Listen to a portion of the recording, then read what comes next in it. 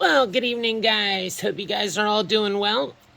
So today I'm going to show you guys a really quick, easy way that you can make your mineral specimens really look professionally done just by putting them on simple, clear acrylic base. Depending on the value of the specimen would depend, whether I put it on a base like this, because these are very expensive, versus an acrylic base like this that is laser cut and polished on the edges. So how I do this, a lot of people say, oh, use mineral tack and this and that. And when I'd first started my mine, this particular mine, I was going to a show like for the unveil of these right after an article came out, and I had about 500 specimens that were mounted with mineral tack, and it was hot on the way to the mineral show, about an hour car ride, and every single one of them when I got down to the show was like this. So I asked a friend of mine, John White, and he had said at the Smithsonian they used to use hot glue. Very, very simple. So he's actually showed it to me, and I've been doing it this way for years. Works great. Before I get started, if you ever have a specimen, say this is hot glued, to here, and you want to take this specimen off, maybe put a different base in it, just take the entire specimen and the base. Don't try to pull it off. Just take it and soak it in just lukewarm water, like, relatively hot to the touch water from your tap. And just let it soak in there for about 10 or 15 minutes, and it'll come right off because the hot glue loosens right up. That's why it's so good. It holds really good. Now, you do want to try to use high temperature glue. I use a type of hot glue. I think it's Gorilla Glue. Gorilla Glue sticks. You can't see them, but they look like any other ones, but they're not all created equal. These really do work better because they're formulated for high temperature. So what I do with my bases is once you have your base picked out, this is a smoky quartz specimen.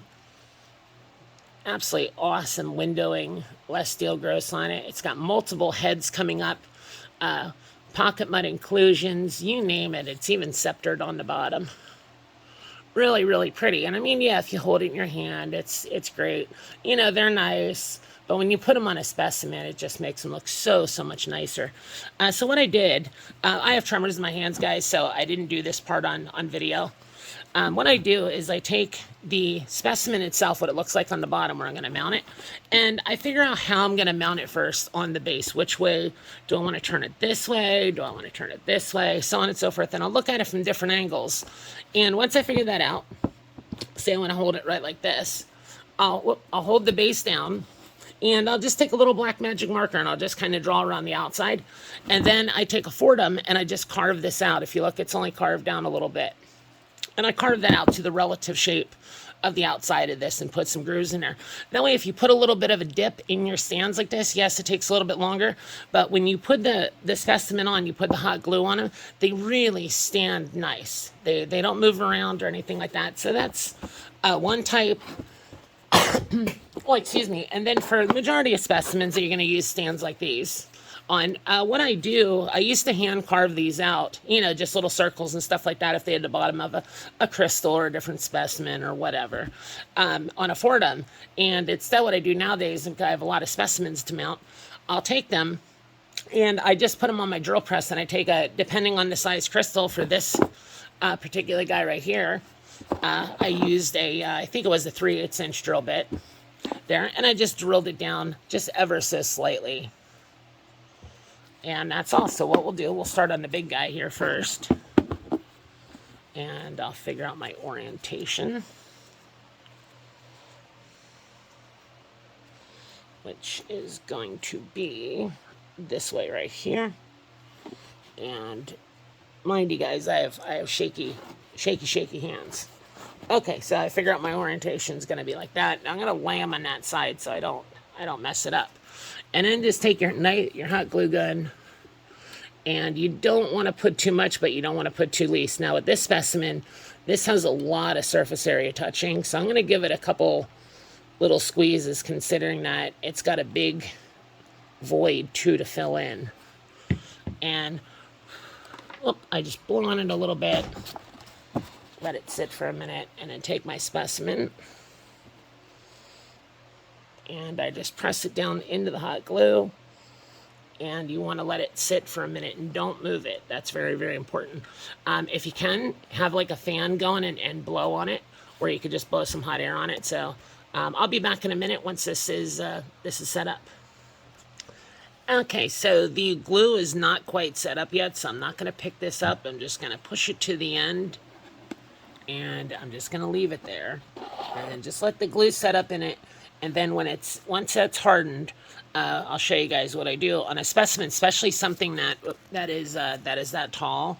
And if you look, it actually has like a bend to it. That's why I had to, when I drilled the base, I drilled it offset so it's not quite in the center. If you notice it's sitting towards the back, it's because of that bend to the crystal. So little things like that you want to look at.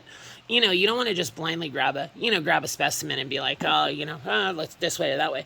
You know, really look at it, look in different positions, what really looks aesthetically, the best. And, over time, I mean, yeah, you're going to put some in there and you're going to be like, oh, it looks, this way or whatever. And you're going to want to change it around. That's the best thing about hot glue. You don't like it, take it, put it in the sink in hot water, take it off, pull the glue off, start over again. So this guy here, this is also from the same mine, the Smoky Mountain Crystal Mine in Schuylkill County, PA, here. But this is very, very unusual. So we do find clears. When we were digging the pockets, well, they were actually veins, which is a whole nother story. If you read an article, if you look up the name of this mine, you can read the article on it right there. But before we would get into the Smokies, we would usually almost always find clears, and sometimes we'd find some really crazy looking ones, and this is one of them. So this actually has multiple terminations coming off on this side here, and then of course on the top, and then it has a tabby that's growing off to the side of it. It's a shame sometimes you'll get crosses where they come out the other side. That would have been absolutely awesome. But yeah, if you put it in your hand, it's okay. But if you put it on a specimen, so we'll do this one next. So I already know how I want to position this one. I'm going to set it like that. And we're just going to take a little bit of hot glue. And really, this guy here is kind of big for this stand, but it's about the max size. It's okay if they hang off a little bit. It depends on the aesthetics of the specimen. Some specimens, you want to keep them so they're within the perimeters of the stand. Other times it's okay if they have, another little growth or something hanging off the side and it's a little bit off. And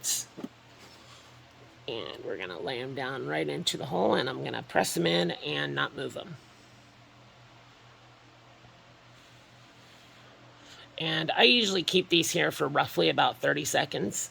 By the way, if you guys have any questions, comments, anything like that, or if you have any, if you need any sort of questions for any videos, any kind of videos that you'd like me to make for you guys that pertain anything to do with lapidary, mineral specimens, and mining. That's pretty much anything rock is what I do.